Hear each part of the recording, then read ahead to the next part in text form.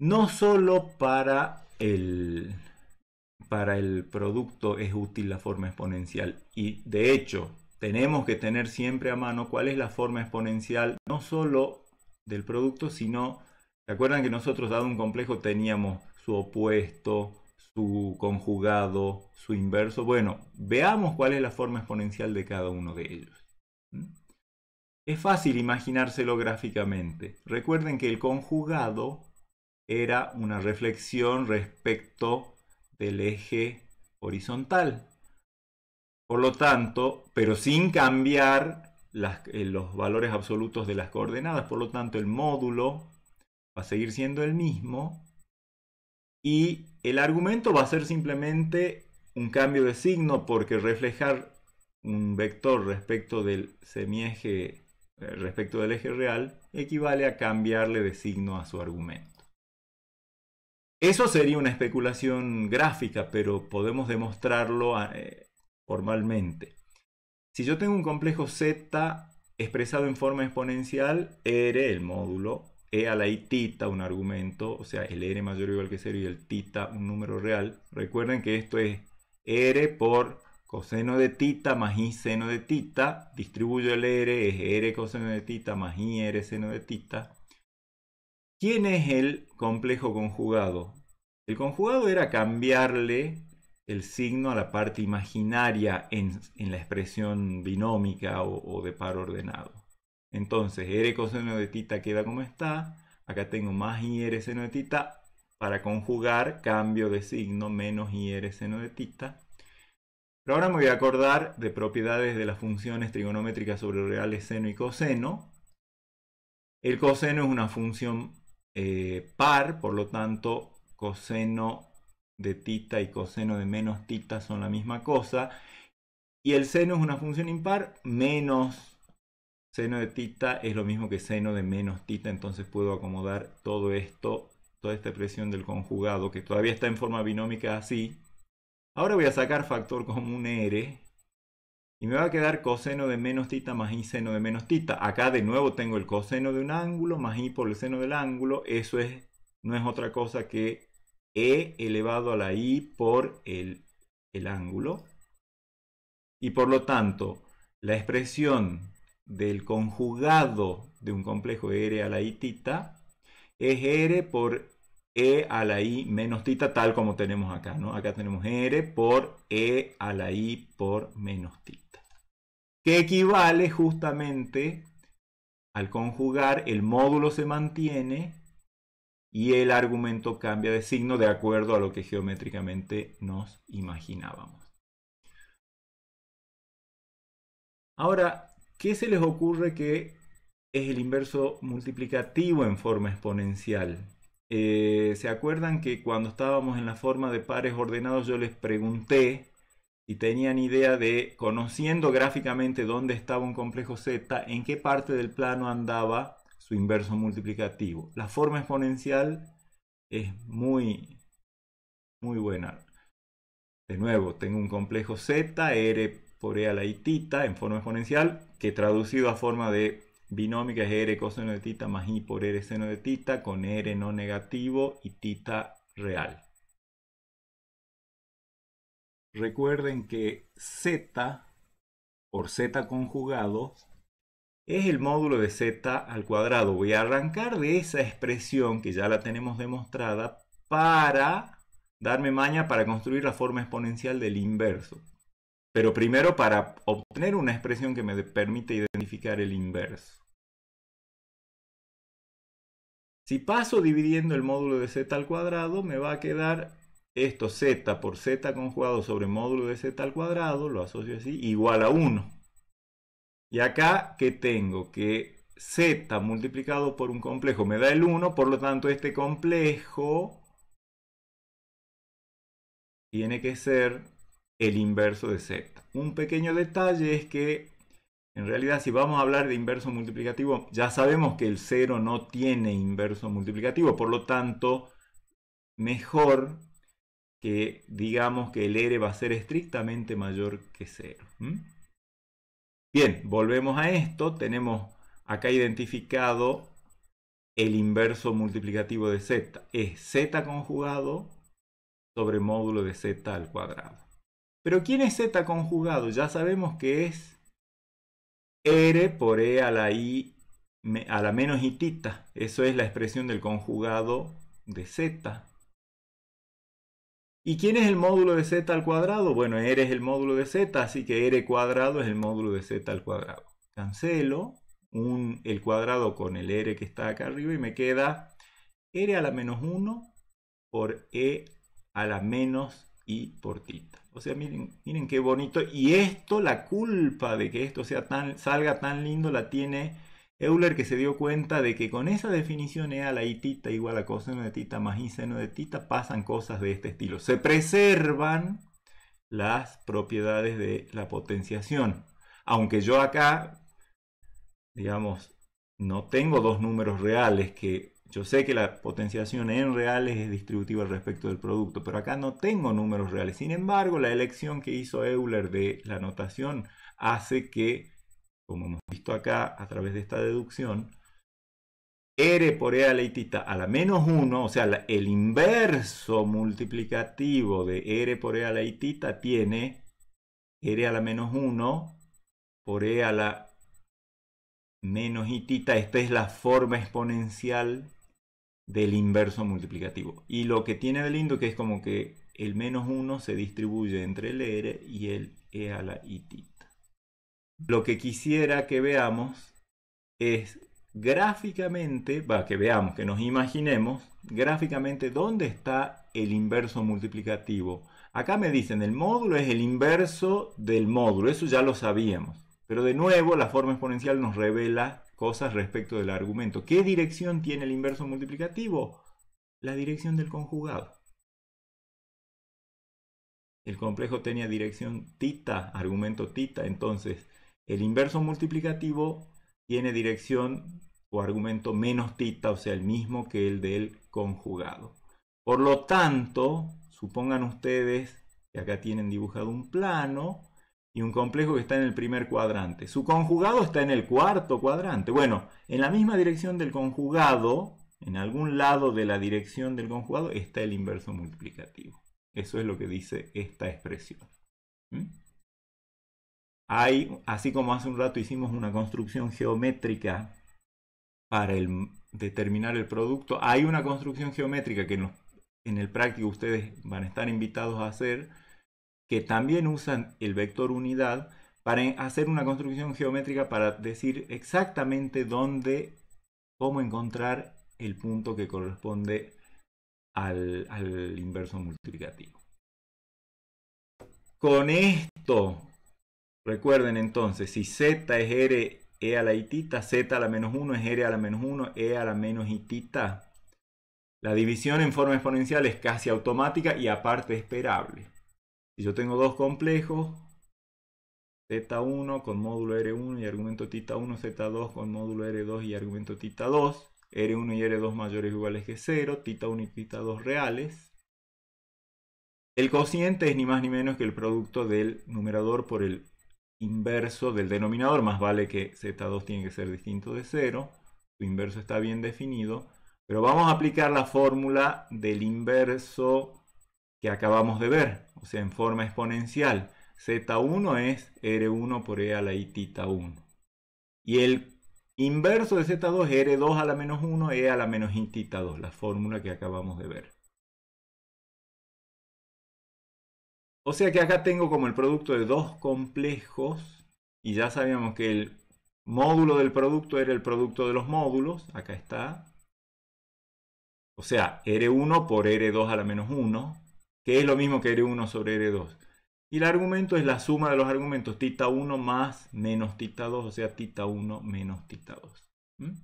Por lo tanto, el cociente tiene como módulo el cociente de los módulos y como argumento, un argumento, la diferencia de dos argumentos cualesquiera de Z1 y de Z2.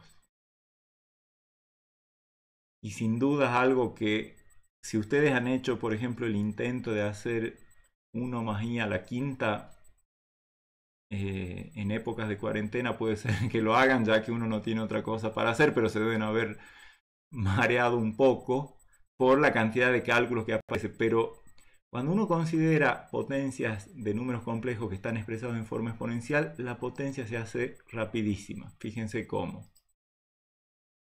Tomo como siempre un número complejo cualquiera. Y si yo aplico, por ejemplo, z cuadrado, sería esto por esto, o sea, r por e a la itita por r por e a la itita. Eso, por la fórmula del producto en forma exponencial, me dice r cuadrado por e a la i 2 tita. Y por una simple inducción, se ve que z a la n es r a la n por e a la i n tita. Ya lo hemos probado así, hablando para el caso 2 y haciendo de cuenta que vale para acá, ver que vale para acá más 1. Eso es algo muy fácil de hacer.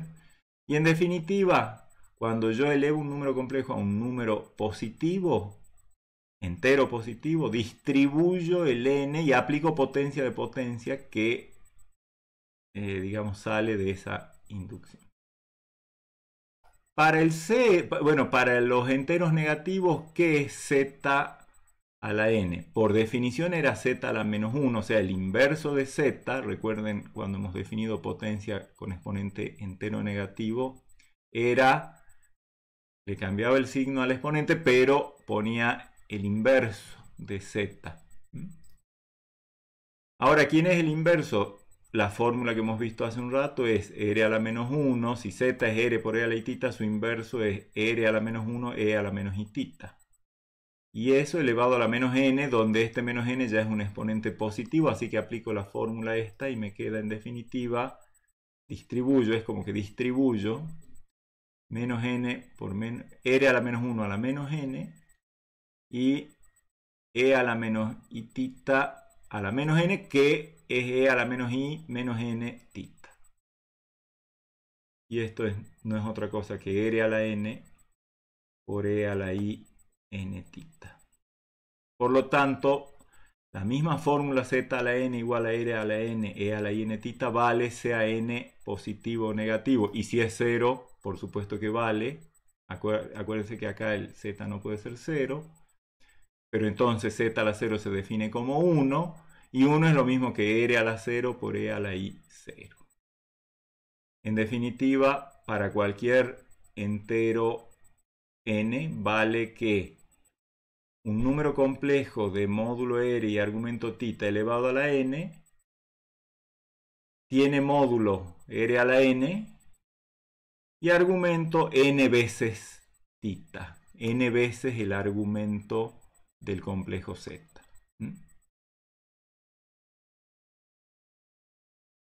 Como dice acá, el módulo de la enésima potencia de z es la enésima potencia del módulo de z. Y un argumento de la enésima potencia de z es n veces un argumento de z. Ya cuando hagan los prácticos van a poder ver todas estas propiedades en acción cuando hagan los cálculos de potencias concretas que se les va a pedir. Una última consideración respecto de la forma exponencial. Nosotros cuando tenemos dos complejos en forma de par ordenado o binómica sabemos que son iguales si, solo si parte real igual a parte real y parte imaginaria igual a parte imaginaria. Podríamos estar tentados de pensar que dos complejos expresados en forma exponencial son iguales cuando tienen el mismo módulo y el mismo argumento. O sea, R1 por e a la i tita 1. Y R2 por e a la i tita 2, dos números complejos en forma exponencial, son iguales cuando R1 igual a R2. Eso es razonable que dos complejos para ser iguales tengan que tener el mismo módulo, pero también uno está tentado a decir que los argumentos tita 1 y tita 2 sean iguales. No es exactamente el caso y vamos a ver por qué. En primer lugar, yo me pregunto, esa definición que hizo Euler de e a la i tita, o sea, de coseno de tita más i seno de tita. ¿Qué tiene que pasar con tita para que sea 1? Bueno, esto es coseno de tita más i seno de tita, que sea igual a 1 más i por 0. Esa igualdad me lleva a un sistema de ecuaciones que resueltas y se los dejo como ejercicios, es fácil, lo pueden hacer, se da únicamente en el caso en el que θ sea un múltiplo entero de 2pi. ¿Mm? O sea, la expresión e a la i θ, con θ real, ¿no? Va a valer 1 solo cuando el θ sea de la forma 2k por pi. Eso es una simple resolución de un sistema de ecuaciones. Por lo tanto, ahora si yo tomo dos números complejos expresados en forma exponencial,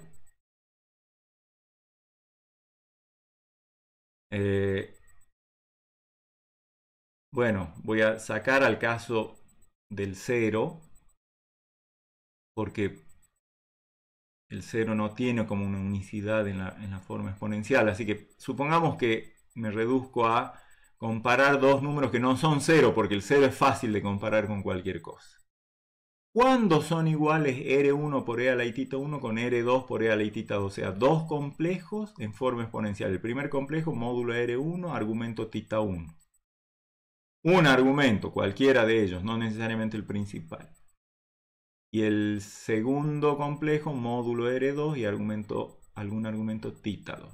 ¿Cuándo son iguales? Bueno, obviamente, como decíamos hace un rato, los módulos tienen que ser iguales, eso no hay duda. Dos números complejos que no tengan igual módulo, más vale que corresponden a puntos distintos, a vectores distintos, no pueden representar el mismo número complejo. Pero no alcanza. También hay que pedir que e a la i θ 1 sea igual a e a la i θ 2. Y esto me lleva a que si multiplico por el inverso de esto, que ya sé lo que es, o si paso esto dividiendo y hago esa división, me queda e a la i θ 1 menos θ 2 tiene que ser igual a 1, a lo que le aplico el primer ítem que hay acá, y llego a que R1 tiene que ser igual a R2, y tiene que ser que la diferencia entre los dos argumentos, θ 1 y θ 2, sea un múltiplo entero de 2pi. Así que a partir de ahora, y créanme que lo vamos a necesitar bastante, cada vez que querramos saber si dos complejos expresados en forma exponencial son iguales, ¿qué hay que chequear? Primero que tienen el mismo módulo, ok, eso es lo esperable. Y segundo, no que tienen igual argumento, sino que sus argumentos difieren en un múltiplo entero de 2pi. Esa es una reglita que hasta uno se la puede aprender de memoria, pero no hace falta aprenderse las cosas de memoria. ¿De acuerdo? Bien, y con esta nueva forma de representar números complejos, que se suma a las dos que ya conocíamos, estamos en condiciones de agrandar el repertorio de operaciones que somos capaces de hacer sobre los números complejos. Concretamente me refiero a las posibilidades de hacer radicación, exponenciación y tomar logaritmos, operaciones que vamos a pasar a ver. Les aclaro que siempre esta extensión de nuestras posibilidades de, por ejemplo, calcular logaritmos o expresiones trigonométricas se va a hacer de manera de buscar que realmente haya una extensión en el sentido de que las nuevas operaciones de complejos aplicadas a números reales se comporten como uno espera y como uno sabe que se comportan en el campo de los reales. En esta parte de la teoría que se viene, la igualdad de números complejos en forma exponencial es un concepto crucial, así que espero que eso haya quedado bien comprendido, o si necesitan repasarla a la noción, por favor háganlo porque va a ser muy importante. Entonces vamos a empezar viendo la radicación. La definición de radicación es la esperable. Yo tengo dos números, digamos Z0 y W, y ambos complejos, y un entero positivo. ¿Cuándo voy a decir que este W es una raíz enésima de Z0? Cuando W a la n me dé igual a Z0. O sea, totalmente análogo a cómo conocemos la operación de radicación en números reales. Si me pregunto por el caso en el que Z0 es 0, es decir, raíz enésima de 0, A W no le queda otra que ser 0, porque la única forma de, la única forma de que algún complejo a la n me dé 0 es que el complejo sea 0. Recuerden esa propiedad de que en cualquier cuerpo el producto de números es, el producto de elementos del cuerpo es igual a 0 cuando al menos uno de ellos es 0. En este caso estamos hablando de todos iguales, así que no queda otra que el W sea 0. O sea que cualquiera sea el n entero positivo, la raíz enésima de 0, de acuerdo a nuestra definición, es 0. 0 tiene una sola raíz, sea cual fuera n. Pero por supuesto que la cosa se pone más interesante cuando nos preguntamos por las raíces o raíces enésimas de un complejo Z0 que no sea el 0. Fíjense qué ecuación tengo acá. Se supone que Z0 es un dato y W es una incógnita, pero acá está ese número complejo incógnita W elevado a la n, así que acá, ¿cómo hago yo fácilmente la potencia enésima? De acuerdo a lo que hemos visto, si expreso a W en forma polar. Y después lo tengo que comparar con Z0, así que, perdón, en forma exponencial quise decir. Entonces, después a eso, si a W lo expreso en forma exponencial, puedo hacer fácil y rápido la potencia enésima. Y después lo tengo que comparar con Z0 y me conviene que también entonces Z0 esté en forma exponencial, que es como me va a quedar esto después de hacer la evaluación.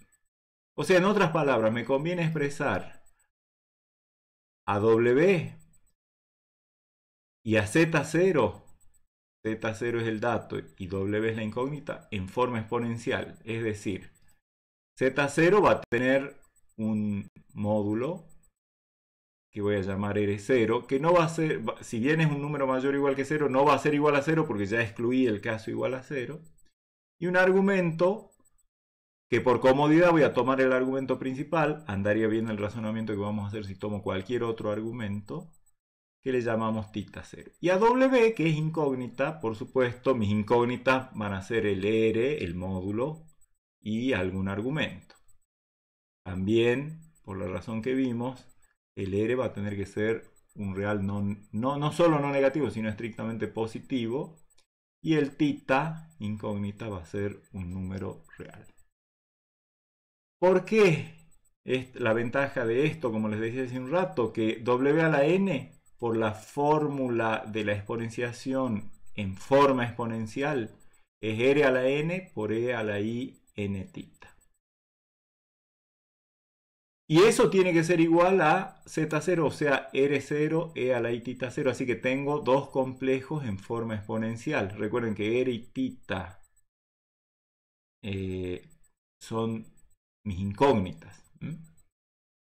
Entonces, igualdad de complejos en forma exponencial. Primera parte, chequear que los módulos sean iguales. O sea, R a la n sí o sí tiene que ser igual a R0, lo cual me dice que R, la incógnita que correspondía al módulo de la raíz que estoy buscando, o sea, el módulo de W, tiene que ser la raíz enésima de R0. Ahora, acá estamos hablando de R0, un número real, y raíz enésima en el conjunto de los números reales, o sea, esta es la operación de erradicación en reales. Y si aunque sea en reales, un número puede tener, por ejemplo, piensen en raíces cuadradas de 9 en reales. ¿Cuántos números elevados al cuadrado me dan 9? El 3 y el menos 3. Bueno, acá estamos pensando, tenemos que usar la positiva porque R tiene que ser un número no negativo. Y hay una sola. Así que el módulo de la raíz enésima de Z0 tiene que ser igual a la raíz enésima del módulo de Z0. Ahora, ¿qué pasa con los argumentos? Bueno, la igualdad de dos complejos en forma exponencial me decía módulo igual a módulo y argumentos que difieran en un múltiplo entero de 2pi, es decir, θ0 y n θ tienen que diferir en algún múltiplo entero de 2pi. Que se traduce en que n θ, o sea, n tita menos tita 0 tiene que ser 2k pi para algún k entero, por lo tanto, n tita tiene que ser igual a tita 0 más 2k pi, por lo tanto, despejando, tita tiene que ser igual a tita 0 más 2k pi sobre n. Cualquiera sea k en z, porque para cualquier k en z voy a tener esto y por lo tanto voy a tener la igualdad. Por lo tanto, miren ustedes qué fácil que hemos encontrado la fórmula de las raíces enésimas de un complejo Z0. ¿Por qué digo las raíces? Ya vamos a ver por qué. Porque las raíces enésimas de Z0 son iguales a W y ese W hemos visto que es R, o sea, raíz enésima del módulo de Z0, E a la I, y el tita que me dio es tita 0, que es argumento principal de Z0 más 2k pi sobre n. ¿Está bien? Es con k cualquier número entero. Pareciera que conforme yo tomo distintos valores de k, este argumento toma infinitos valores. Está bien, esto es una constante que depende solo del módulo de Z0, que era un dato, y del n, que es otro dato. Así que esto no tiene problema. Pero acá pareciera que tengo una infinidad de valores. Sin embargo, muchos de ellos son congruentes módulo de 2pi. Al punto tal que los únicos distintos, las únicas direcciones distintas que tengo son las que corresponden a k igual a 0, k igual a 1, k igual a 2, así hasta k igual a n menos 1. O sea, ¿cuántas raíces enésimas diferentes tiene Z0? N exactamente. Siempre que no sea el 0, ¿no? Exactamente n. Todas ellas tienen el mismo módulo, que es tomar el módulo de Z0, ya vamos a hacer un ejemplo, por supuesto, y calcularle la raíz enésima en los reales, la única positiva que tiene. Todas las raíces enésimas del complejo Z0 tienen el mismo módulo, por lo tanto todas van a estar a la misma distancia del origen, es decir, todas van a estar sobre un círculo centrado en el origen. Y las distintas raíces van a tener distintos argumentos, pero alcanza con tomar los valores de k desde 0 hasta n menos 1. Veamos un ejemplo.